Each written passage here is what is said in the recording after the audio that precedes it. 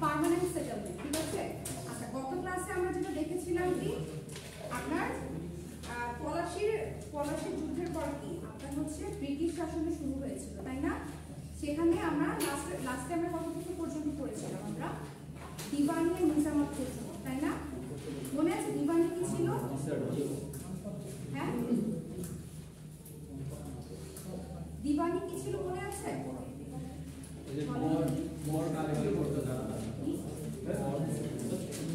দিওয়ানি basically ছিল revenue collection.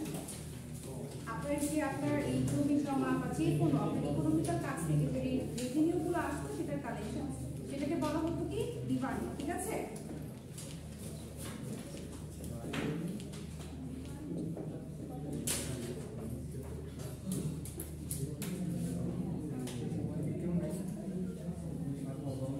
আর আরেকটা point কি ছিল? নিজামত। হ্যাঁ, নিজামত। নিজামত মানে কি?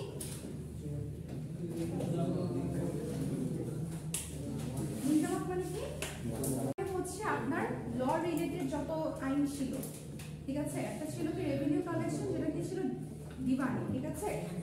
আর আপনার হচ্ছে পুলিশ এন্ড জুডিশিয়াল যত সেক্টর ছিল এটাকে বলা হচ্ছে নিজামত, ঠিক আছে। এগুলো সবকিছু কাদের আন্ডারে ছিল? ইস্ট ইন্ডিয়া কোম্পানির আন্ডারে ছিল, তাই না? তো এই যে আমরা যে দিওয়ানি দেখলাম মানে হচ্ছে রেভিনিউ কালেকশন, এটা থেকে হ্যাঁ আচ্ছা, এটা থেকে আপনার হচ্ছে যারা হচ্ছে ব্রিটিশরা যারা ছিল তারা কি ধরনের প্রফিট করেছিল?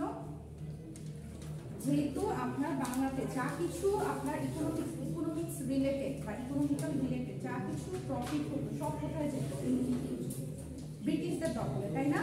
তারা কি করতো? তারা হচ্ছে এগুলোকে তাদের কান্ট্রিতে নিয়ে যেত।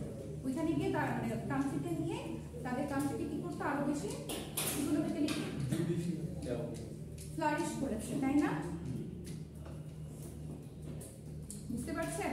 ধরেন আপনারা আমার আন্ডারে আছেন, আপনারা যা মানে ইনকাম করছেন সবকিছু আপনারা আমাকে দিচ্ছেন, আমি হচ্ছে আমার কান্ট্রিতে নিয়ে গিয়ে আমার কান্ট্রিকে আরো কি করছি? উন্নত করছি, ডেভেলপ করছি, তাই না? আচ্ছা, তো এটার থ্রুতে আপনার ইস্ট ইন্ডিয়া কোম্পানির কি প্রফিট হয়েছিল? প্রফিট যেটা হয়েছিল, প্রফিট শুধুমাত্র যে ইকোনমিক্যাল প্রফিট হয়েছিল তা না, এখানে পলিটিক্যাল ইকোনমিক্যাল দুই ধরনের প্রফিট হয়েছিল, ঠিক আছে।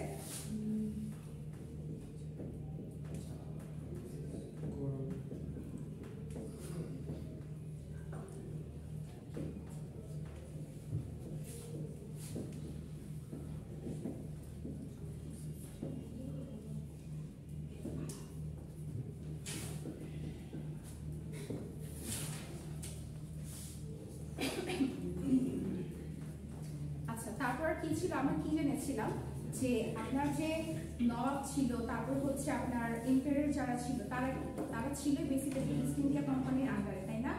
তারা যা কিছু আর্ন করতো সেটা কাদেরকে, সেই রেভিনিউটা কাদেরকে দেওয়া লাগতো? East India company. মানে তারা যেটাই করতো না কেন সবকিছু কি তাদের উপর ডিপেন্ডেন্ট ছিল। তো সেই ক্ষেত্রে কি তারা ছিল কি পাওয়ারলেস ছিল, তাই না?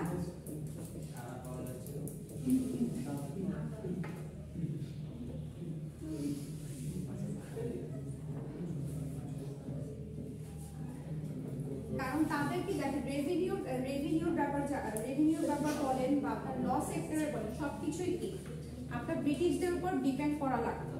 যে কোনো আইন রিলেটেড কিছু হলে তাদের কাছ থেকে তাদের সাথে কনসাল্ট করা লাগতো। তারা যা বলতো তারা সেটাই করতো। আলটিমেটলি পুরো ডিপেন্ডেন্সি কাদের উপর ছিল? ব্রিটিশদের উপর ছিল, তাই না? দ্যাটস ওয়াই এখান থেকে আপনার হচ্ছে কি সেই দিক থেকে চিন্তা করলে নবাব এবং এম্পায়ারের কি ছিল? পাওয়ার। তারা ছিল কাঠের পুতুলের মতো, তাদেরকে যা বলা হতো তারা সেইটুকুই করতো, ঠিক আছে। আচ্ছা, আরেকটা জিনিস দেখেন, এই যে বাংলাতে যা কিছু হতো, যত ইন্ডাস্ট্রি ছিল বা যত ইকোনমিক সেক্টর বা পলিটিক্যাল সেক্টর যেগুলো ছিল এগুলো কারাই করতো? ইংরেজরা। ওরা হচ্ছে কলকাঠি নাড়াতো, কিন্তু কাদের আন্ডারে ছিল? নবাব এম্পায়ারদের এগুলো দায়িত্ব দিয়ে রেখেছিল, তোমরা এখান থেকে কি করবা, প্রডিউস করবা, আমরা সেগুলো নিব। কিন্তু এই প্রোডাকশনের জন্য তারা তো কিছু লোক নিযুক্ত করেছিল, তাই না? আচ্ছা, সো এই যে লোক নিযুক্ত করছে তারা কি, তারা তো প্রফিটেবল হচ্ছে। প্রফিটেবল হওয়াতে কি হয়েছে, তারা তাদের কান্ট্রি থেকে, ব্রিটিশরা হচ্ছে তাদের কান্ট্রি থেকে আরো লোক হচ্ছে নিয়ে আসছে। কেন নিয়ে আসছে? কারণ তারা দেখছে তাদের তো এখানে থাকলে কোনো ক্ষতি নাই, তারা তো এখানে থাকলে তাদের কোনো ক্ষতি নেই, বরঞ্চ তারা আরো আর্ন করছে, আরো গেইন করছে, তারা এখানে আরো বেটার সিচুয়েশনে আছে। হ্যাঁ, তো তারা কি করলো, আস্তে আস্তে তাদের এই বিভিন্ন ইন্ডাস্ট্রি গুলাতে বা বিভিন্ন ইকোনমিক্যাল সেক্টর, পলিটিক্যাল সেক্টর গুলাতে তাদের লোকদেরকে তারা নিযুক্ত করা শুরু করলো বেশি বেশি করে। আগে যা ছিল তার থেকেও বেশি বেশি করে তারা তাদেরকে আনার ব্যবস্থা করলো। কেন করলো? কারণ এই যে এত প্রফিট হচ্ছে, এখানে এত ভালো অবস্থাতে আছে সবাই, ঠিক আছে? তো এতে করে কি হলো, এই যে তাদেরকে যে এই আপনার হচ্ছে এম্পায়ার নবাব তাদের যে তারা যে ইয়া করছে ইন্ডাস্ট্রি গুলাতে আছে, সেখান থেকে যে তারা প্রফিট করছে, এগুলোর আন্ডারে যে তাদেরকে নিযুক্ত করেছে, তারা লাভবান হচ্ছে না? তারা তো লাভবান হচ্ছে, কিন্তু তাদের কিন্তু কোনো এক্সট্রা কোনো ডিউটি নেই, তাদের জাস্ট কাজ হচ্ছে রেভিনিউ কালেকশন করা। তোমার এই জায়গা থেকে যা কিছু আর্ন হবে তুমি শুধু আমাদেরকে দিবা। আলটিমেটলি তাদের তো ইংরেজির তো কোনো এক্সট্রা কোনো কাজ ছিল না যে এটা করতে হবে ওইটা করতে হবে। তোমার ল রিলেটেড কোনো কিছু দরকার, জাস্ট আমার সাথে এসে কনসাল্ট করবে, আমি তোমাকে যেটা বলবো তুমি সেটা করবা, ঠিক আছে? তোমার জমি জমার ব্যাপার তুমি আমার সাথে কনসাল্ট করবা, তোমার যা প্রফিট হবে তুমি সেটা আমাকে দিবা। আলটিমেটলি তাদের কাছে কোনো দায়িত্ব ছিল? দায়িত্ব কাদের উপর ছিল? বাবাদের ছিল, এমপ্লয়ারদের উপর ছিল, বা তাদের আন্ডারে যারা কাজ করতো, কৃষক যারা ছিল তাদের উপর ছিল। কিন্তু যারা ব্রিটিশ পিপল যারা ছিল তাদের আন্ডারে তো কোনো দায়িত্ব ছিল না, তারা শুধু সবকিছু হিসাব বুঝে নিত। এতে করে কি হয়েছে, তারা ডিউটি ফ্রি হয়ে গিয়েছে, তাদের তো কোনো কাজ নাই। এতে করে কি তারা দেখছে আমাদের তো শুধু প্রফিটই হচ্ছে। তো তারা কি করলো, তারা হচ্ছে তাদের উপর আরো বেশি ট্যাক্স বসাতে লাগলো, আরো রেভিনিউ হচ্ছে তাদের কাছ থেকে ডিমান্ড করলো, ঠিক আছে? এই করতে করতে কি হলো, মানে এটাও কি, এটা হচ্ছে আপনার ইস্ট ইন্ডিয়া কোম্পানির কি একটা প্রফিটেবল প্লেস। এই দিওয়ানির কারণে ইস্ট ইন্ডিয়া কোম্পানি কি এই থেকেও প্রফিটেবল হলো, ঠিক আছে? আচ্ছা, আরেকটা কি, আরেকটা হচ্ছে আপনার ইন্ডাস্ট্রিয়াল রেভলিউশন।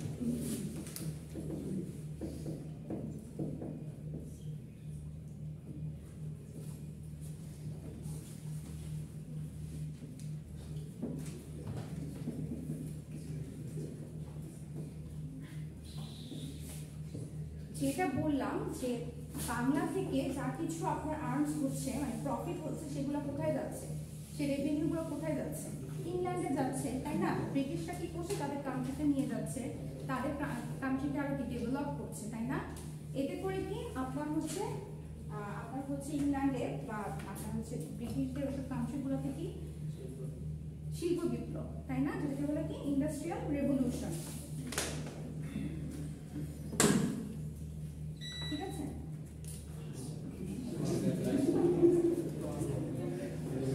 তারা যেহেতু বাংলা থেকে সবকিছু নিয়ে ওইখানে তাদের এখানে সবকিছু ডেভেলপ করছে, তো তাদের থেকে ইন্ডাস্ট্রিয়াল রেভলিউশনের আন্ডারে চলে আসলো, ঠিক আছে? তো বেসিক্যালি হচ্ছে দিওয়ানির কারণে, মানে কি এই ওরা যে রেভিনিউ গুলো পাচ্ছে এটার কারণে ওরা বেসিক্যালি এই প্রফিট গুলো করেছে, ঠিক আছে? কারা করেছে?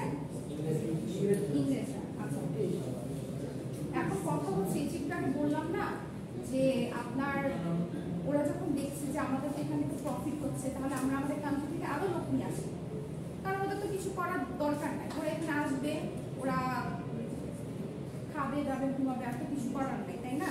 ডিউটি ফ্রি, তারা বেসিক কথা হচ্ছে তারা ডিউটি ফ্রি। সো তারা তাদের কান্ট্রি থেকে আরো বেশি বেশি লোক নিয়ে আসা শুরু করলো, এবং কি তাদের আন্ডারে যারা ছিল এম্পায়ার নবাব তাদের বেশি বেশি ট্যাক্স বসানো শুরু করলো, ঠিক আছে?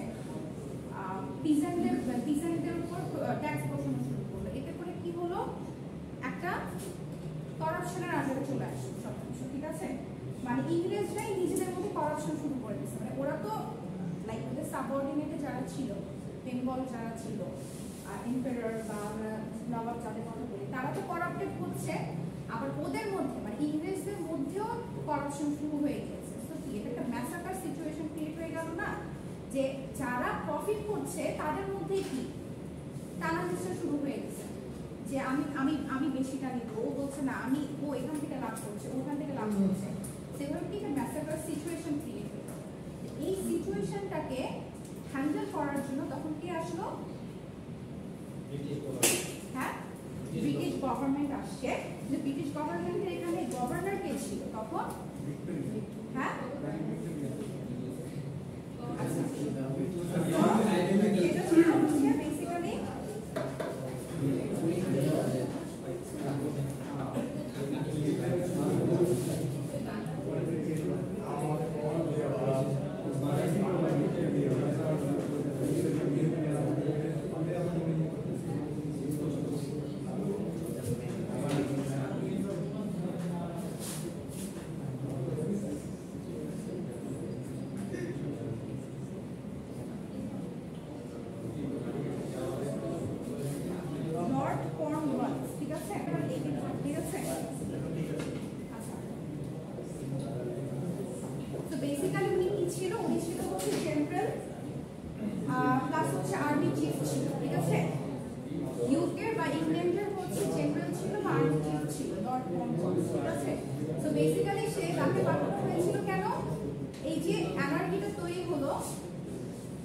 বাংলাদেশে আপনার এই যে নিজেদের মধ্যে এই যে অ্যানার্কিটা তৈরি হলো, ম্যাসাকারটা তৈরি হলো, সেটাকে স্টপ করার জন্য কাকে পাঠানো হলো?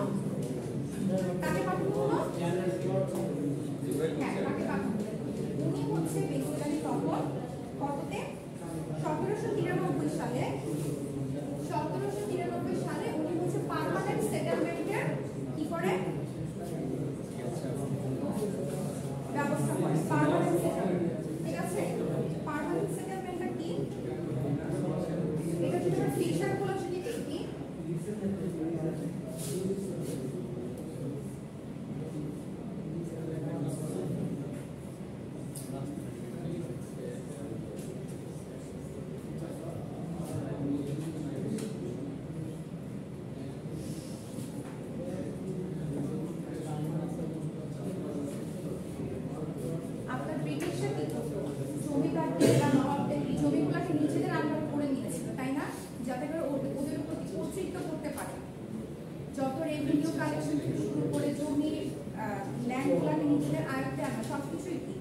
ব্রিটিশদের আন্ডারে ছিল, তাই না? পার্মানেন্ট সেটেলমেন্ট অনুযায়ী লর্ড কর্নওয়ালিস যে কাজটা করেছে, সে করেছে কি? ও বলেছে যে যেই জমিদারদের, ঠিক আছে, বা নবাবদের, তাদেরকে সেই জমিগুলো রিটার্ন করে দেওয়া হবে। ঠিক আছে, তোমার এই জমিটা তোমার, তুমি নিয়ে নাও, এটা তোমার আন্ডারেই থাকবে। ঠিক আছে, তো যার যার জমি তারা কি ফিরে পেল, তাই না? এটা হচ্ছে পার্মানেন্ট সেটেলমেন্টের মেইন পয়েন্ট।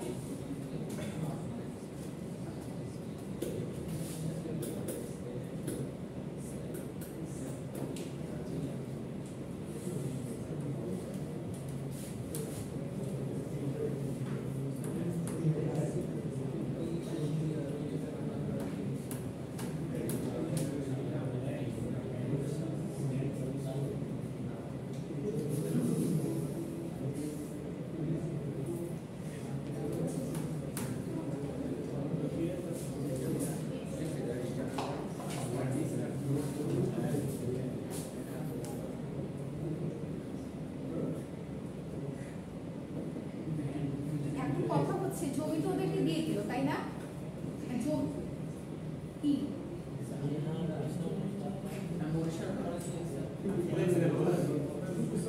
আচ্ছা, বিষয়টা হচ্ছে যে আমরা জমিগুলো কাদেরকে দেওয়া হয়েছে? বাংলা, বিহার, ওড়িশার জমিদার ছিল, এম্পায়ার যারা ছিল, বেসিক্যালি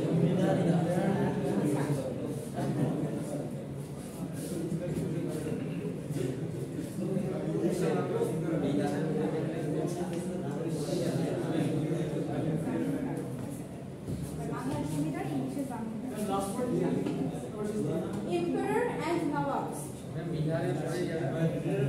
বাংলা, বিহার, ওড়িশা। ওড়িশাও লেখা ইংলিশে, আবার ওড়িশাও লেখা, ঠিক আছে?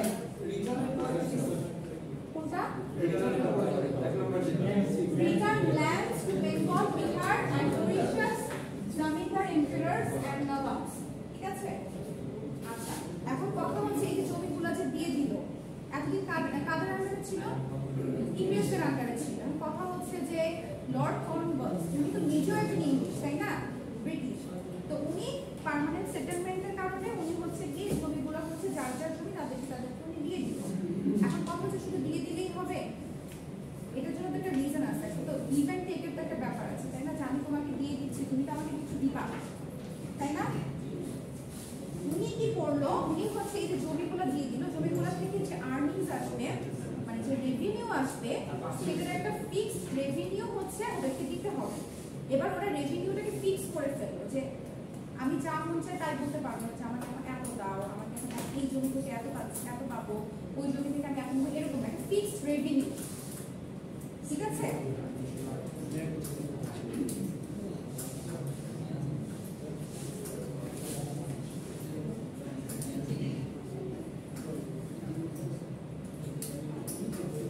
ফিক্সড রেভিনিউ ফিক্সড টাইমের মধ্যে দিতে হবে।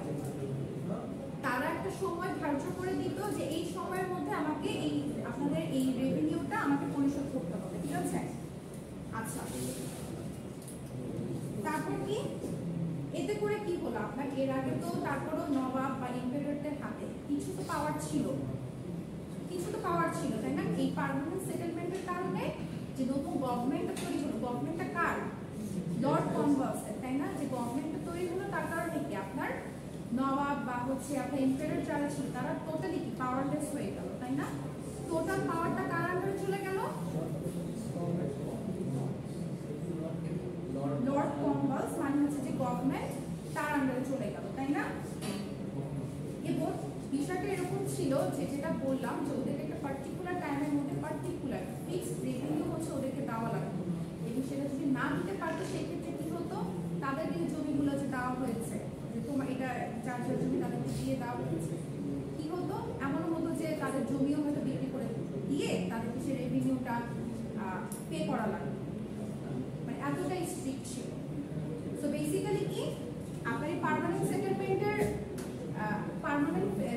ফিচার্সগুলো কি, বা পার্মানেন্ট সেটেলমেন্টের কারণে কি কি হয়েছিল, যে জমিদাররা যারা ছিল তাদেরকে তাদের নিজেদের জমি ফিরিয়ে দেওয়া হয়েছিল। ঠিক আছে? যেটা তোমার জমি তুমি নিয়ে নাও, কিন্তু তোমাকে এই ফিক্সড টাইমের মধ্যে এই ফিক্সড রেভিনিউ বা ফিক্সড অ্যামাউন্ট এটা আমাকে দিতে হবে। যার কারণে কি বলতে গেলে আপনার যে এম্পায়ার যারা নবাব যারা ছিলেন সবাই পাওয়ারলেস হয়ে যায়, পুরো পাওয়ারটা কাদের আন্ডারে চলে যায়? ব্রিটিশদের আন্ডারে, মানে গভর্নমেন্টের আন্ডারে। এখন ব্রিটিশ বলবে না, এখন গভর্নমেন্ট। ঠিক আছে?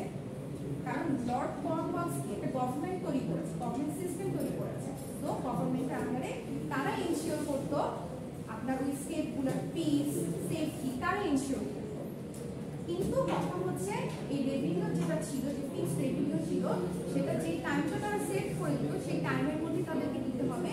সেটা না দিতে পারলে এমনও হতো জমিদারদের তাদের জমি হয়তো বিক্রি করে দেওয়া হবে, বাট তোমাকে রেভিনিউ দিতে হবে, এটা তোমাকে ইনশিওর করতে হবে। ঠিক আছে? তো এটা ছিল বেসিক্যালি পার্মানেন্ট সেটেলমেন্টের মূল থিম। ঠিক আছে?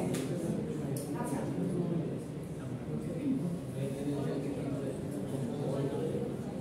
আচ্ছা, এবং এটা তো গেল ফিচার। ঠিক আছে? এখন যদি এটা রেজাল্টের কথা যদি আসি, যে এই যে পার্মানেন্ট সেটেলমেন্টটা হলো, এটার কারণে এটা রেজাল্টটা কি ছিল, ফলাফলটা কি ছিল?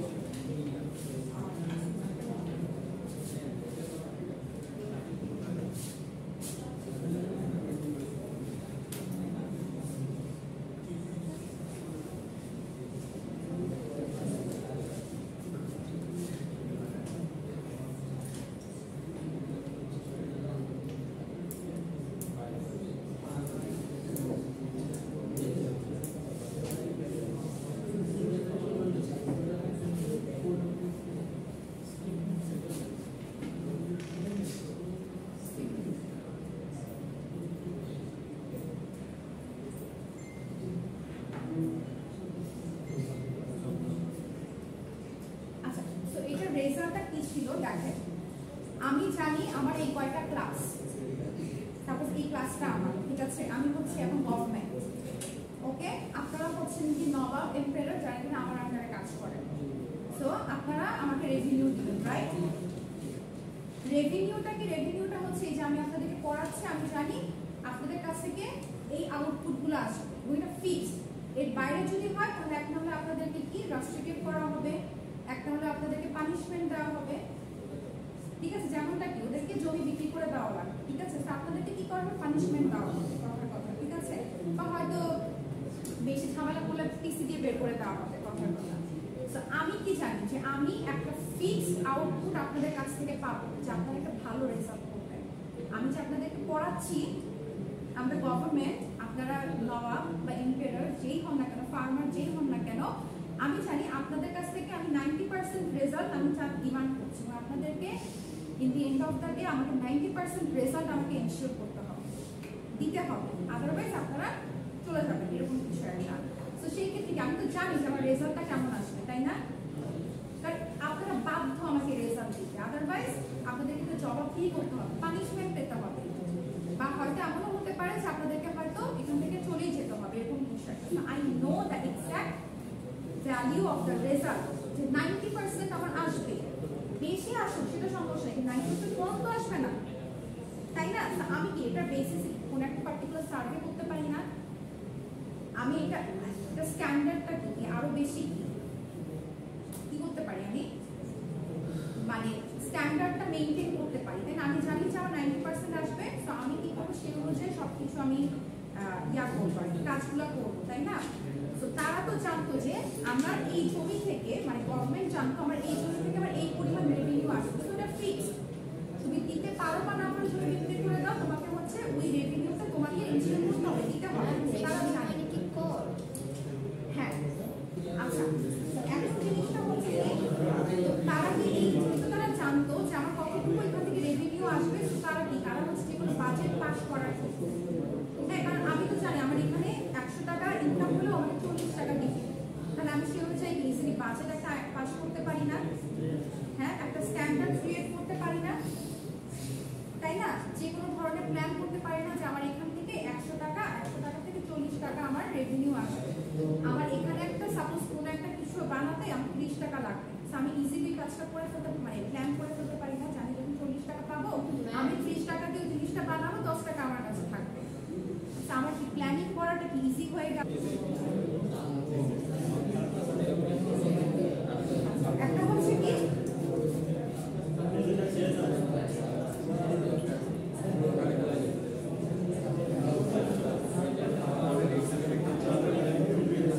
পিছনে কথা হচ্ছে,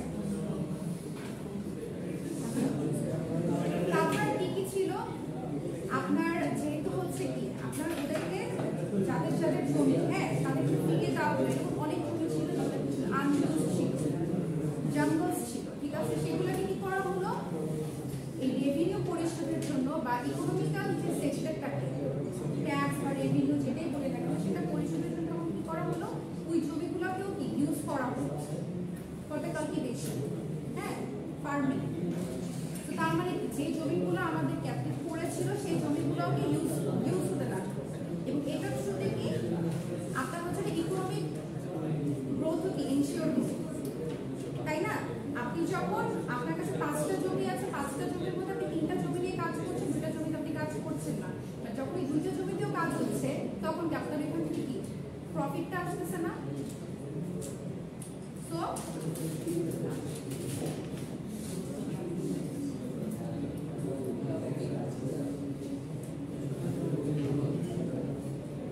ইকোনমিক গ্রোথটা হলো, ঠিক আছে?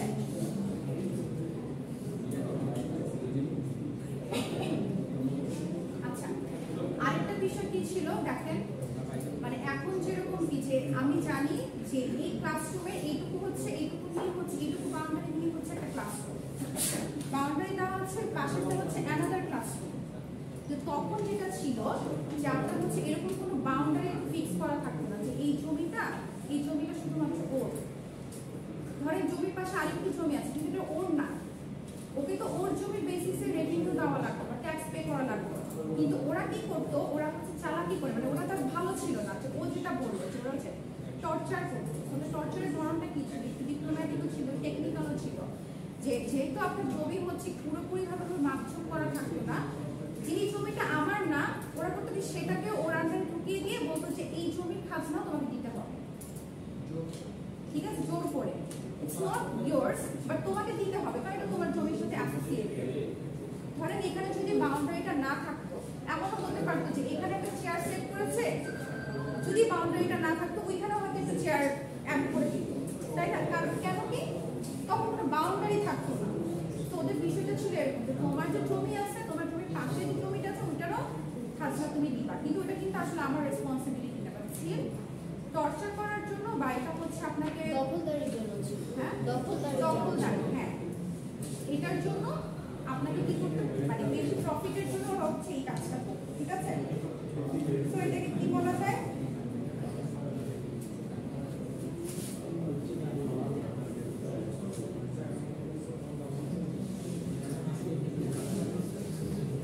প্রত্যেকটা পয়েন্টের আমি যেগুলো বলছি এগুলোই লিখবেন, আসলে স্লাইডে এগুলো দেখা আছে, স্টুডেন্টসও করলেই হবে, ঠিক আছে?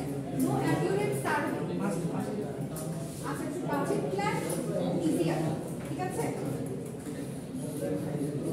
বাজেট প্ল্যান ইজিয়ার ছিল, তারপর কি ইকোনমিক্যাল গ্রোথ ছিল। কারণ কি আপনার যে ল্যান্ডগুলো হচ্ছে আপনার করেছিল আনইউজ ছিল, জাঙ্গল ছিল, এগুলো কি তখন ইউজ করা শুরু করলো, যার কারণে তার বেশি বেশি প্রফিট আসা শুরু হলো।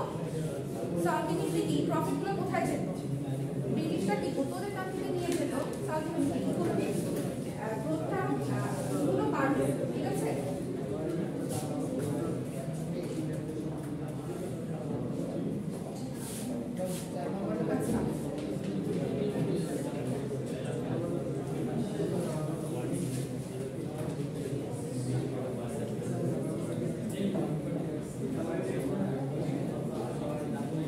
আচ্ছা, এখন কি দেখেন আপনার যে যারা জমিদার যারা ছিল, হ্যাঁ, কথা হচ্ছে ওদের কিন্তু রেভিনিউ দেওয়া লাগতেছে, কিন্তু আলটিমেটলি ওরাও তো প্রফিটেবল হচ্ছে।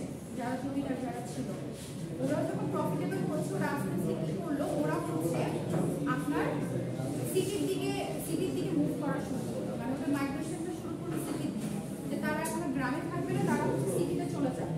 তখন কথা হচ্ছে তাদের জমির যে খাজনা থেকে শুরু করে সব কিছু ট্যাক্স রেভিনিউ যাই কিছু এগুলো আদায় দিয়ে করবে, তারা হচ্ছে সেটার জন্য কি লোক ফিক্স, হ্যাঁ, স্টিওয়ার্ড বা হচ্ছে রেন্ট কালেক্টর এগুলোর জন্য লোক ফিক্স।